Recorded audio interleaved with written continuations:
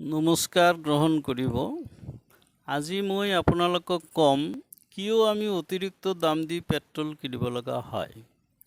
প্ৰতি লিটাৰ পেট্ৰলৰ বেচিক দাম হ'ল ৩৫ টকা ৫০ পইচা। এই ৩৫ টকা ৫০ পইচাৰ প্ৰতি লিটাৰ পেট্ৰল আমি কিনিব লাগে ১০২ টকা দি। ইয়াৰ মূল কাৰণটো হ'ল কি জানেনে? ইয়াৰ কাৰণ হ'ল চৰকাৰে লগোৱা অতিৰিক্ত টেক্স।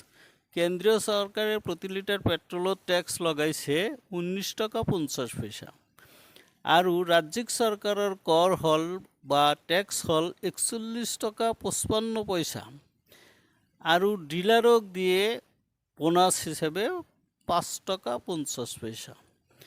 এতিয়া আমি যদি হিসাব কৰোঁ ৩৫ টকা ৫০ পইচা যোগ ১৯ টকা ৫০ পইচা যোগ ৪১ টকা ৫৫ পইচা যোগ ৫ টাকা ৫০ পইচা সর্বমোট ১০২ টাকা ৫ পইচা প্রতি লিটার পেট্রোলের দাম। এতিয়া আপোনালোকে ভাবি চাওক জনসাধাৰণক কোনে ঠগাই আছে আৰু জনসাধাৰণ কিয় অতিৰিক্ত দাম দি পেট্ৰল কিনিব লগা হৈছে। ভিডিঅ'খন চোৱাৰ বাবে ধন্যবাদ।